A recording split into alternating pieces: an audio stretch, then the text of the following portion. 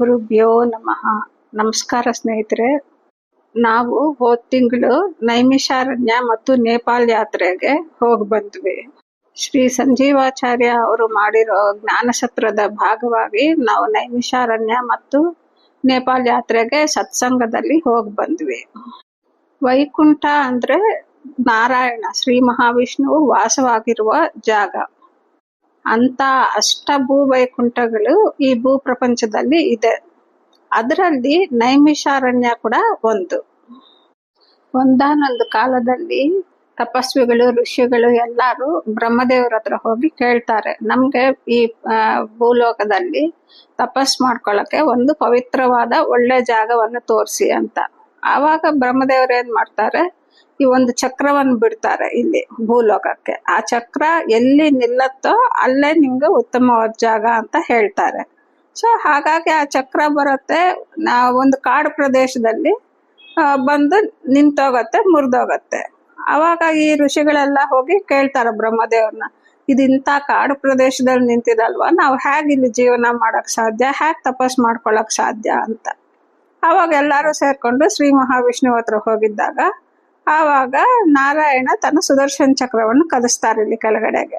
ಅದು ಎಲ್ಲಿ ಬರುತ್ತೋ ಅಲ್ಲಿ ನೀವು ಮಾಡ್ಕೋಬಹುದು ತಪಸ್ಸು ಅಂತ. ಸರಿ ಅಂತ ಸುದರ್ಶನ ಚಕ್ರ ಬರುತ್ತೆ. ಬ್ರಹ್ಮದೇವ್ರ ಚಕ್ರ ಎಲ್ಲಿ ಮುರಿದೋಗಿರತ್ತೋ ಅಲ್ಲೇ ನೆಲದ ಒಳಗಡೆಗೆ ಚೊಚ್ಚಿಕೊಂಡು ಹೋಗಿ ನೀರು ಹೊರಗಡೆ ಬರೋ ಹಾಗಾಗತ್ತೆ.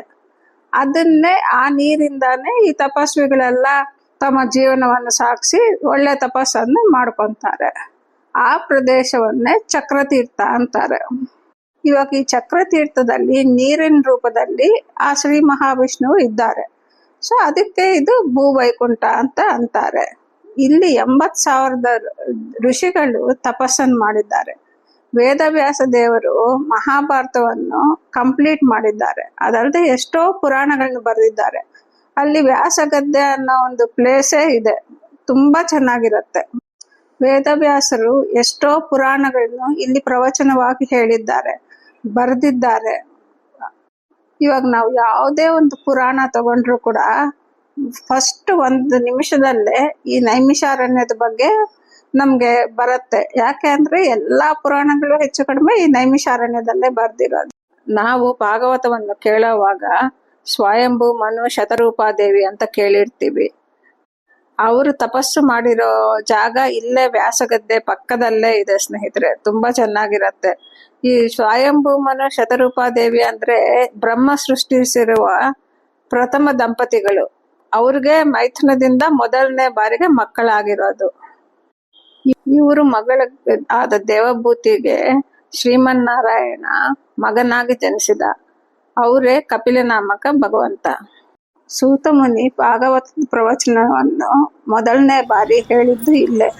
ಆಮೇಲೆ ಸತ್ಯನಾರಾಯಣ ಸ್ವಾಮಿ ವ್ರತವನ್ನು ಬಗ್ಗೆ ಹೇಳಿದ್ದು ಕೂಡ ಇಲ್ಲೇ. ಹಾಗಾಗಿ ಇಲ್ಲಿ ಬಂದಿರೋರೆಲ್ಲ ತಪ್ಪನ್ಸರಿಯಾಗಿ ಸತ್ಯನಾರಾಯಣ ಪೂಜೆ ಮಾಡ್ಕೊಂಡೇ ಹೋಗ್ತಾರೆ. ಇಲ್ಲಿ ಸೂತ ಗದ್ದೆ ಅಂತಿದೆ, ಅಲ್ಲಿ ಸೂತ ಮುನಿ ಅನೇಕ ಪ್ರವಚನಗಳನ್ನು ಮಾಡಿದ್ದಾರೆ. ಇಲ್ಲಿ ಶ್ರೀ ಮಹಾವಿಷ್ಣುವು ನೀರು ರೂಪದಲ್ಲಿರೋದ್ರಿಂದ ಚಕ್ರತೀರ್ಥ ಸ್ನಾನಕ್ಕೆ ತುಂಬಾನೇ ಮಹತ್ವ ಇದೆ. ಕೋಟ್ಯಾಂತರ ಜನ ಬಂದು ಇಲ್ಲಿ ಸ್ನಾನ ಮಾಡ್ಕೊಂಡು ಹೋಗ್ತಾ ಇರ್ತಾರೆ. ಅದಲ್ಲದೆ ಇಲ್ಲಿ ಗೋಮತಿ ನದಿ ಹರಿಯುತ್ತೆ, ಅಲ್ಲಿ ಕೂಡ ಹೋಗಿ ಸ್ನಾನ ಮಾಡ್ಬೋದು. ತುಂಬಾ ಪವಿತ್ರವಾದ ಸ್ಥಳ ಸ್ನೇಹಿತರೆ ನೈಮಿಷಾರಣ್ಯ.